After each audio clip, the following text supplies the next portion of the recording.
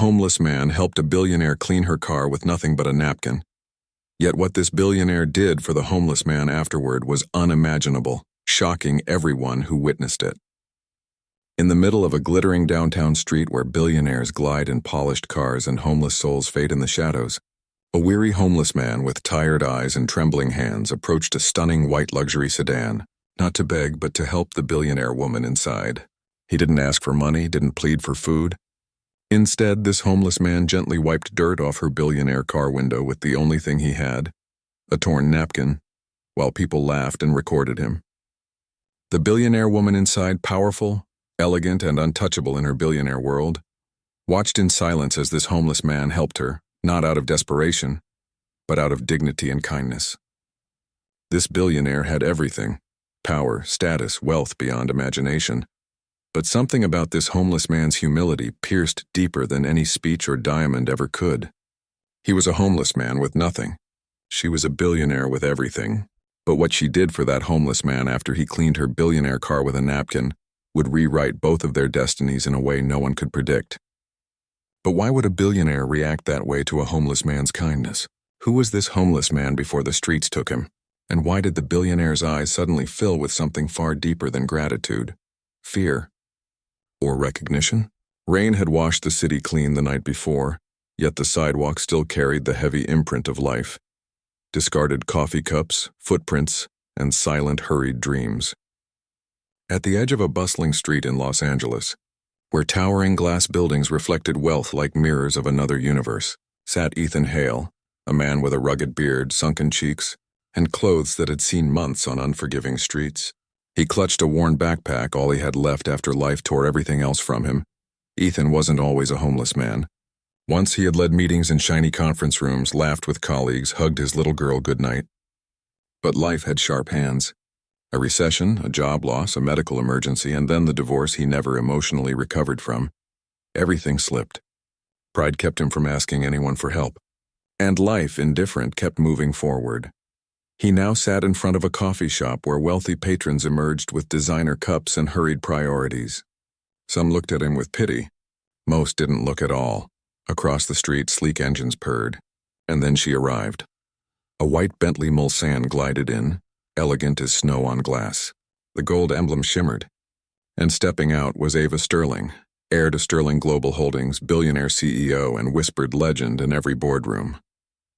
Tall, poised black hair cascading like ink over her blazer, she moved like the world had been molded to fit her footsteps. Everyone noticed Ava Sterling. Everyone wanted to be her or near her. Except Ethan, he only admired her car. It sparkled like another universe. Then something happened. The front fender caught a splash of mud from a passing truck. The horror on the valet's face was instant. People gasped. Someone took photos, whispering about how expensive that paint was. The mud wasn't catastrophic, but in this pristine world, imperfection was scandalous. Ava simply glanced at it, expression unreadable. The valet ran to grab microfiber towels. Too slow, Ethan rose, his body shook, not from fear but from cold, exhaustion, hunger, and something else, memory. Once he had polished cars like this for fun with his daughter, pointing out luxury models in magazines, dreaming big with her. Life used to feel possible. He approached the Bentley, ignoring stares, whispers, and the recording phones ready to humiliate him. From his pocket, he pulled a napkin, torn, thin, worthless to most, but he folded it carefully, precisely, and wiped the mud gently, as if the car mattered, as if the act itself held dignity. He cleaned until the white paint gleamed again. The Bentley restored. The crowd chuckled. A teenager sneered. Bro's trying to get money by wiping a billionaire's car like he works at a charity car wash. Laughter erupted. Phones recorded. Ethan didn't look up. He didn't flinch. He just cleaned, methodical, humble, quiet. Inside the car, Ava Sterling sat, watching through tinted glass. Her eyes softened. No one knew the weight behind them. No one knew that underneath the luxury, Ava carried a secret, a childhood where wealth didn't erase loneliness. A past with someone who once taught her kindness before the world taught her power, a buried memory of being helped when she had nothing emotionally, despite having everything materially. She stepped out before security could intervene. "Stop," she commanded softly. The valet froze. Security halted. Ethan stepped back instantly, lowering his gaze. I'm sorry, I just didn't want it to stay dirty. His voice was rough, like gravel dragged across concrete. Ava's eyes searched him, really looked at him, not as a homeless man, but as a human soul. "What's your name?" she asked. The crowd fell silent. "Ethan," he whispered. "Ethan Hale." Ava's expression shifted, a flicker of recognition buried beneath shock. The name echoed through corridors she thought she'd sealed forever. Ethan Hale, once rising corporate star, once potential competitor. Once her breath caught, but she masked it quickly. "Thank you, Ethan," she said softly. The crowd blinked. Billionaires didn't thank homeless men, but Ava Sterling did. "Do you need anything?" she asked. His stomach growled. His lips trembled. Pride warred with need. "No, ma'am, I just wanted to help," Ava swallowed. The sincerity in his eyes disarmed her. A billionaire and a homeless man stood inches apart, two worlds colliding in an unexpected crack of fate. And in that moment, life shifted, for both of them. A gust of wind swept the street, carrying away the remnants of laughter and whispers as the crowd dispersed. What remained was silence, heavy, curious, electric. Ava Sterling's heels clicked softly against the pavement as she continued to look at Ethan, as if trying to place him not in this moment, but somewhere in a life she had nearly forgotten.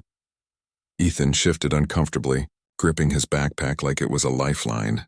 He knew that look, recognition mixed with memory, but he prayed she didn't remember him. Not like this. Not broken. Not the man the world chewed up and spit out. "I appreciate what you did," Ava repeated quietly, her voice a mixture of softness and authority. "Most people wouldn't." Ethan looked down.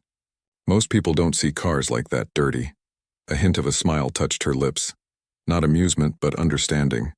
It wasn't about the car. He swallowed hard, wishing he could disappear. He hadn't cleaned the billionaire car to be seen or rewarded. He did it because kindness still lived in him, even when life tried to starve it out. But standing here in front of a billionaire he once admired from magazine covers and business columns, he felt exposed. Small. Human. Ava seemed to sense that vulnerability like a pulse in the air. "Come with me," she said suddenly. Ethan froze. "Ma'am?" She nodded toward the cafe. "Let me buy you a meal." His chest tightened. Hunger gnawed at him, but pride was louder. "I don't want pity." Ava's expression sharpened, calm yet firm. "It's not pity. It's gratitude." His gaze lifted to hers, searching, measuring. Gratitude. The word felt foreign, like sunlight after long rain. Slowly, he nodded. They walked together toward the cafe. Conversations hush-whispered around them, shocked faces watching a billionaire walk beside a homeless man like equals. Some judged. Some filmed. Some pretended not to stare but did anyway. But Ava didn't care. And Ethan tried not to. Inside, warmth wrapped around him. The smell of espresso, cinnamon pastries, and roasted beans triggered memories. Mornings with his daughter Chloe, her messy ponytail, her giggles as she dipped croissants in hot chocolate. Saturdays spent believing life was on their side. Ava chose a quiet corner. Ethan sat cautiously, back straight, like someone used to formalities even if life no longer afforded them. Ava noticed. Posture, manners, presence. Homelessness couldn't erase the echoes of who he used to be. "What would you like?" she asked. He stared at the menu, not seeing words, only numbers, dollars he didn't possess. "Just coffee, black." She shook her head gently. "You need food." She ordered eggs, toast, fruit, a sandwich, and coffee. Ethan wanted to protest, but hunger silenced pride quicker than shame could revive it. When the server left, silence settled between them. Not awkward, but weighted, alive with unsaid words. "You said your name is Ethan Hale," Ava murmured, sipping water. "Why does that name sound familiar?" His heartbeat spiked. He forced a casual tone. Common name, probably, but Ava wasn't fooled. Billionaires didn't just build companies, they read people like markets. "Where did you work before?" He hesitated. A flicker of pain crossed his face. "Tech firm. Mid-level management." That was the polished version. The real story was raw. He had been a strategic analyst on track for executive leadership. The kind of talent companies fought over. Until the layoffs. Until the hospital bills. Until everything drowned. Ava's eyes narrowed slightly, analyzing. "Which firm?" Ethan stared at his hands. Westmont Innovations. Ava froze. Westmont, a company Sterling Global once attempted to acquire, a company that collapsed 3 years ago in scandal, financial ruin, and corporate betrayal. A company with a whistleblower no one ever saw again. A name resurfaced in Ava's memory like a ghost rising from deep water. Ethan Hale, the analyst who tried to expose financial misconduct. The man media painted as mentally unstable. The man whose disappearance fueled rumors but no justice. She leaned back, breath hitching. "You're that Ethan Hale." His jaw tensed. Shame, anger, exhaustion all resurfacing. "I'd rather not talk about it." Silence again, but different now. She wasn't looking at a homeless man anymore. She was looking at a fallen soldier of corporate war, a casualty she unknowingly benefited from. "I'm sorry," she whispered. He didn't respond. Sorry was too small a bandage for wounds life carved with a knife. The food arrived. Ethan tried not to devour it, but hunger was a merciless master. Ava watched quietly, respecting his dignity by not commenting. She knew hunger too, in a different form. Emotional hunger. Childhood nights waiting for parents who never came. Comfort drowned in wealth but starving for tenderness. Kindness once saved her too. When Ethan finished, he wiped his mouth, breathing steadier. "Thank you," he murmured. Ava nodded. "You helped me." "I helped you." "That's humanity." His eyes glistened. "Humanity's rare these days." "Not entirely," she replied, studying him again as if seeing potential beneath dust. "You're still human. Still you. Life didn't take that." He looked away, shoulders heavy. Life took everything. Something in her ignited, a fire born from recognition. Maybe it didn't take everything. Maybe it just postponed it. He frowned, not understanding. But Ava did. A spark flickered inside her, a plan breathing itself awake. Just then her driver approached hurriedly. "Miss Sterling, the board meeting." Ava raised a hand. "They can wait," Ethan blinked. Billionaires didn't make boards wait. But she did. "I want to see you again," Ava said softly. He stiffened. "Why?" "Because not many people would do what you did. And I don't believe your story ends here." His breath trembled. Hope was dangerous when life had already betrayed you once. Ava stood. "Do you trust me?" He hesitated. "I don't trust anyone anymore." Her gaze didn't waver. "Then trust this moment. Just this one."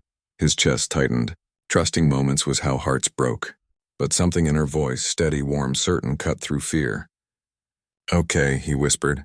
As she walked away, her phone buzzed. A message on the lock screen flashed. "Sterling Family Trust Inquiry. Urgent. Media leak pending." Ava's expression tightened. Secrets moved like shadows behind her wealth. And Ethan's return wasn't coincidence. It was timing, fate, a storm waiting. Outside, the city roared. Inside Ethan Hale, something faint flickered. Not survival, not desperation. A spark of possibility. Ava looked back once more. And for the first time in years, Ethan felt seen, not as a homeless man, not as a failure, but as something the world had forgotten. A man who still had a story left to write. Night draped Los Angeles like a velvet curtain stitched with neon veins. Cars buzzed, dreams flickered in high-rise windows, and somewhere between privilege and pavement, Ethan Hale walked with a strange new heaviness, not from hunger anymore, but from hope trying to resurrect itself. Hope was dangerous. Hope had teeth. Hope had betrayed him before. Yet he clutched the cafe receipt Ava slid quietly into his hand before she left. A handwritten note on the back: tomorrow. Noon, Sterling Tower, East Lobby. I stopped beneath a flickering streetlight, reading it again. Sterling Tower, the tallest glass monument to power in the city. He once dreamed of working inside a building like that. Now he slept 2 blocks away on a bench across from a pharmacy, where security rarely swept. Ethan tucked the receipt into his pocket like fragile treasure, then sat on his bench, wrapped his thin jacket around himself, and closed his eyes. But sleep didn't arrive gently. Flashback. 3 years earlier. A conference room flooded with morning light. His fingers flew across a laptop screen, spreadsheets and coded emails open. Fraud. Inside trading. Accounting manipulation. They were stealing from employees, from public investors, from the pension fund. His heart raced then, not from fear, but from righteousness. He believed in truth, in right and wrong. He believed blowing the whistle would protect people, not destroy him. Then the meeting. The accusations. The quiet threats, the press calling him delusional, his CEO smiling like a wolf wearing silk. The sudden layoffs, his daughter coughing in a hospital bed while insurance denied treatments. His wife leaving, tired, scared, choosing survival over loyalty. Flashback dissolves. Ethan jolted awake on the bench, breathing hard. Cold wind cut through him. A stray dog wandered by, sniffing trash. A woman in a sequined dress stepped over him like he was part of the sidewalk. His world had shrunk to concrete and survival, yet for the first time in years, tomorrow felt like a door might open. But hope was a cruel gambler. Morning arrived gray and brisk. Ethan used a public restroom sink to wash his face, comb his hair with his fingers, smooth his shirt. It was wrinkled and faded, but he tried. Pride whispered, "At least look like someone who used to matter." His reflection was tired, but there was something beneath the fatigue, a flicker of the old Ethan, the man who once had fire in his eyes and purpose in his stride. At 11:54 a.m., he approached Sterling Tower. It rose like a silver spear piercing the clouds, guarded by rotating glass doors and security, who wore suits sharper than most executives elsewhere. Employees streamed inside, heels clicking, suits pressed, lanyards flashing. Ethan almost turned back. He looked down at his shoes, scuffed, soles thin. At his shirt, cleaned as best he could. At the lobby, chandeliers reflecting power and certainty. He didn't belong. A voice echoed in his memory. Ava's voice. Trust this moment. Just this one. So he took a breath and stepped inside. The marble floor shimmered. Crystal light fixtures glowed like captured stars. A waterfall wall ran down one side, soothing and luxurious.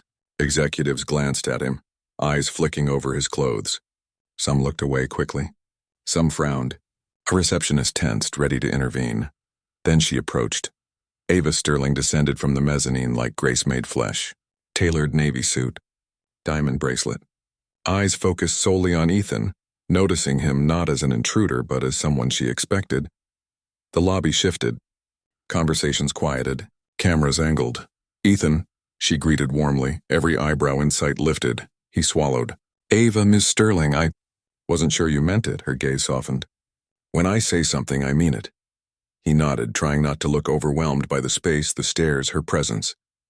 She motioned for him to follow, and for a moment he felt like a shadow stepping into sunlight. They walked toward the elevator. A security guard approached. "Miss Sterling, is everything all right?" Ava lifted her chin. "Yes, he's with me. With me."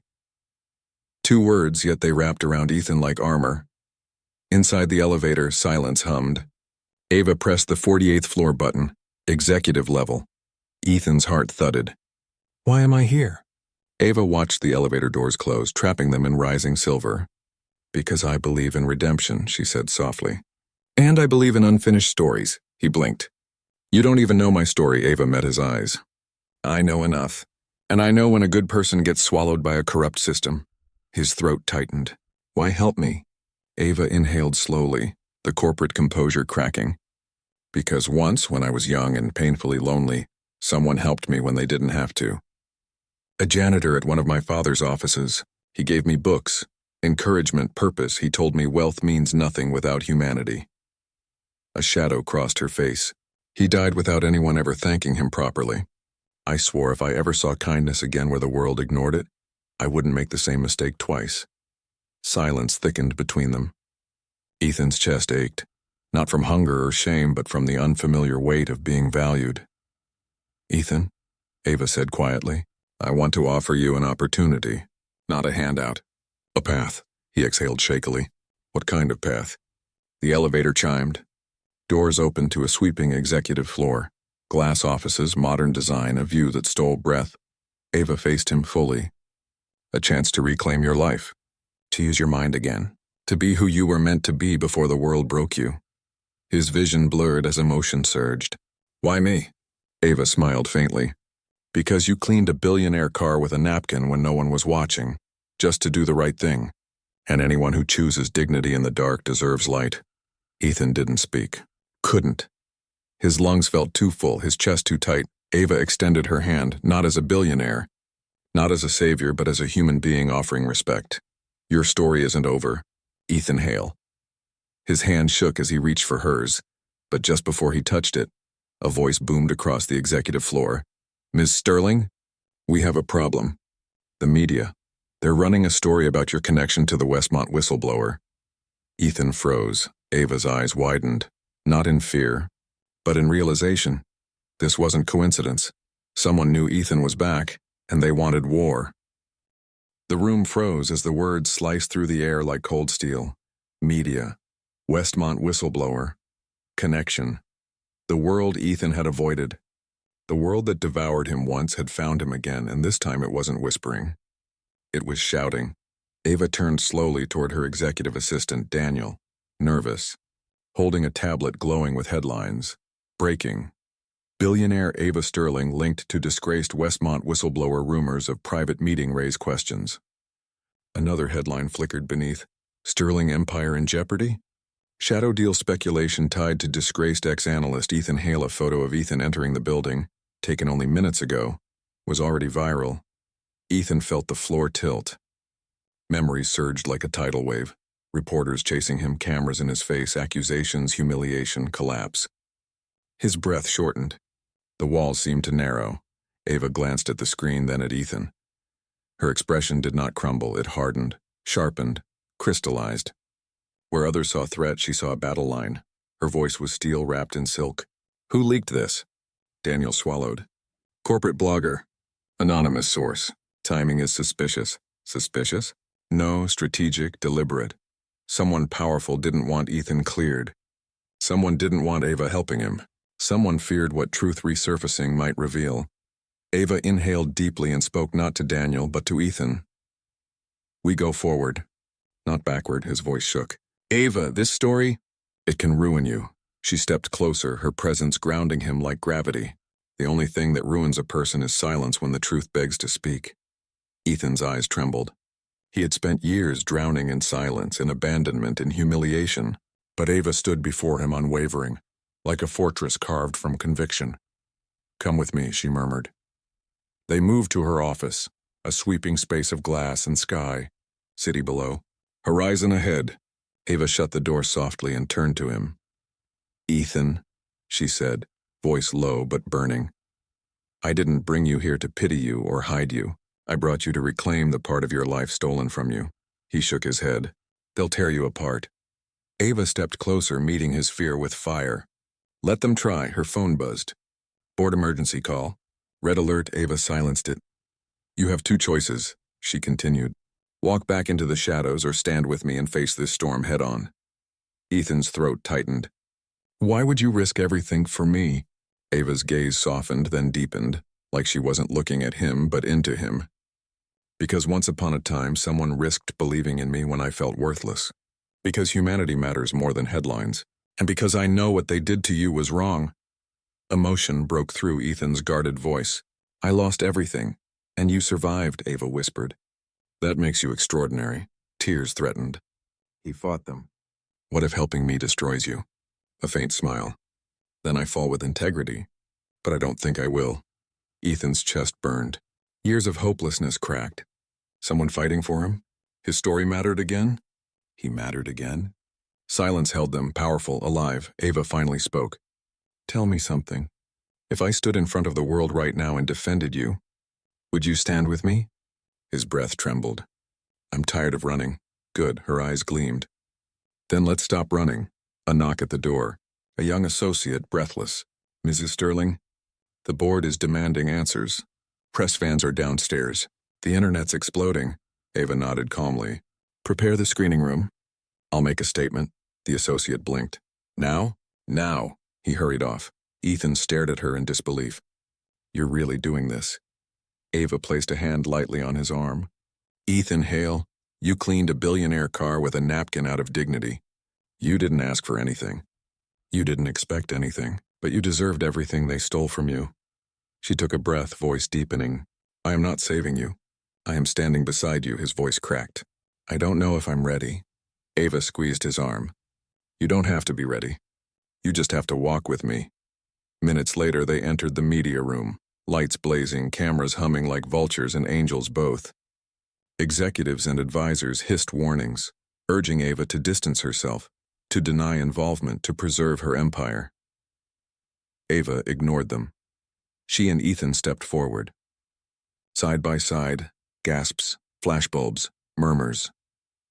A reporter shouted, "Ms. Sterling, are the rumors true? Are you supporting the disgraced whistleblower?" Ava lifted her chin. Ethan Hale is not disgraced. He is a man who told the truth when it was dangerous, and he paid the price for others' corruption. A ripple swept the room. Ethan stared at her, stunned, humbled, overwhelmed. She continued, voice ringing with authority. He showed integrity when powerful people chose greed. And I will not let his story be buried in shame and lies any longer. Camera shutters exploded like applause. Ethan felt something inside him rise, spine straightening, shame shedding, pride resurfacing like oxygen after drowning. Ava turned slightly toward him, not for cameras, but for him alone. "This world needs more people like you," she said quietly. Emotion surged through him, fierce, real, breaking and rebuilding all at once. "And it needs leaders like you," he whispered back. Applause didn't come, not yet. But something greater did, a shift, a spark, a rebirth. The wind outside howled against glass towers as though fate itself exhaled. Ethan Hale, once forgotten, once homeless, once broken, stood tall again, not saved, not rescued, reborn in dignity. The cameras captured it. The world felt it. The story changed not with power alone, but with humanity. And somewhere far across the city, in a corner where shadows lived, a powerful man watching the broadcast clenched his jaw, eyes narrowing, recognizing the enemy he thought he buried rising again. War was coming. But Ethan was not alone this time. He never would be again.